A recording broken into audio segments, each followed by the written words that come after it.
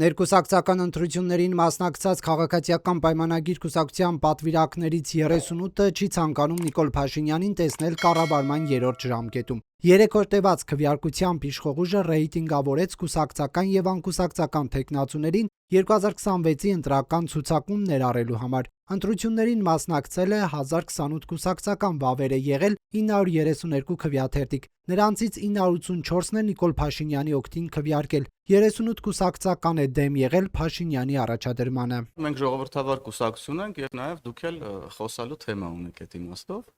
Այնուհանդերձ գործող վարչապետը վարկանիշով առաջատարն է իր ղեկավարած կուսակցությունում։ Երկրորդ տեղում պաշտպանության նախարար Սուրեն Պապիկյանն է 780 քվեով։ Պապիկյանը ներկուսակցական ընտրություններից ընդամենը մի քանի օր առաջ հրապարակել էր պաշտպանության ոլորտի ձեռքբերումները։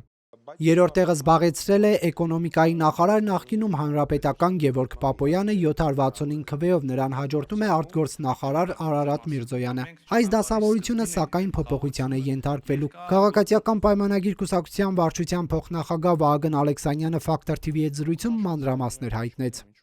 Օրենքի պահանջի համաձայն ցուցակը կբերվի ընտրական օրենսգրքին համապատասխան տեսքի, այսինքն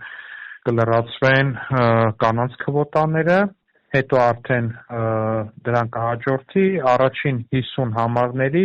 երկրորդ փուլի քվեարկությունը, քարոզարշավը եւ հետո քվեարկությունը։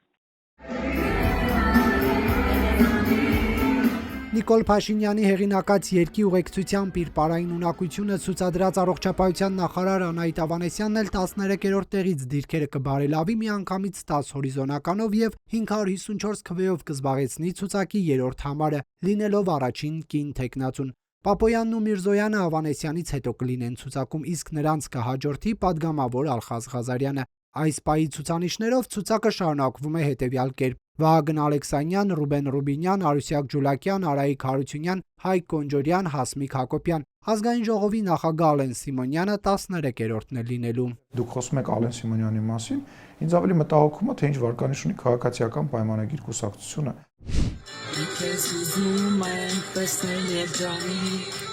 Ազգային ժողովի նախագահին հաջորդում է վերջերս երաժշտական ձգտումներով հանրությանը ներկայացած աշխատանքի եւ սոցիալական հարցերի նախարար Արսեն Թորոսյանը։ Նրան հաջորդում են տարածքային կառավարման եւ ենթակառուցվածքների նախարար Դավիթ Խուդատյանը, ՀԵՑ-ի ժամանակավոր կառավարիչ Ռոմանոս Պետրոսյանը։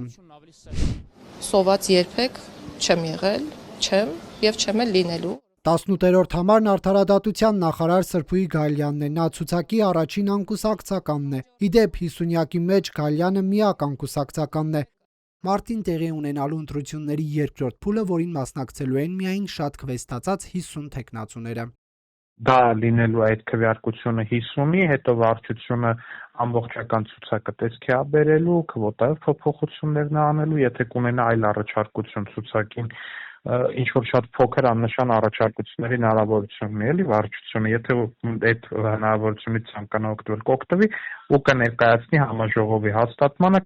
Հիշեցնենք, քաղաքացիական պայմանագիր կուսակցության ընտրացուցակով падգամավոր դառնալու հայտ էր ներկայացրել 274 թեկնածու, թե նրանցից քանիսն է անկուսակցական, ՔՊ-ից այսօր պաշտոնապես չասացին։ Factor TV-ին հայտնի դարձավ, որ խոսքը 30-33 թեկնածուի մասին է։ Նրանք ընտրություններին մասնակցելու համար ՔՊ-ին վճարել են 1.5 միլիոն դրամ։ 30 թեկնածուի ընդհանուր վճարած գումարը կազմում է 45 միլիոն դրամ։ Եվս կես միլիոն դրամ էլ վճարել են կուսակցական թեկնածուները, ընդհանուր 122 միլիոն դրամ։ Այս գործընթացով ՔՊ-ն իր բյուջե մուտքագրեց շուրջ 170 միլիոն դրամ։ Թեկնածուներն անկախ հավաքած քվեներից եւ վերջնական ցուցակ ընդգրկվել չընդգրկվելուց այս գումարը հետ չեն ստանալու։ Անդրադառնալով երկրորդ փուլի համար ձևավորված 50-յակի եւ ՔՊ գործող падգամավորներին, նշենք, որ երկրորդ փուլի մրցապայքարից դուրս է մնացել Ազգային ժողովի պաշտպանության եւ անվտանգության հարցերի հանձնաժողովի նախագահ Անդրանիկ Քոչարյանը։ Նրան հաջորդ խորհրդարանում տեսնելու ցանկություն է հայտնել 225 ՔՊ-ական։ Գագիկ Մելքոնյանը, որն անկուսակցական կարգավիճակին վերջերս էր հրաժեշտ տվել, նույնպես երկրորդ փուլ չի անցել։ Նրանց բախտին է արժանացել նաև հանձնաժողովի նախագահներից Վաղարշակ Հակոբյանը։ ՔՊ-ում ըստ արդյունքների բավարար ռեյտինգ չունի նաև արտաքին հարաբերությունների հանձնաժողովի նախագահ Սարգիս Խանդանյանը։ Ինքնատիպ լուսանկարով քարոզարշավի դուրս եկած Խանդանյանին 282 քվե է բաժին հասել։ Նիկոլ Փաշինյանի բոլոր թեզերն առանց քննարկման կիսող ԿՊ-ական падգամավոր Էմма Պալյանը ևս լավագույնների ցանկում չէ 135 քվեով։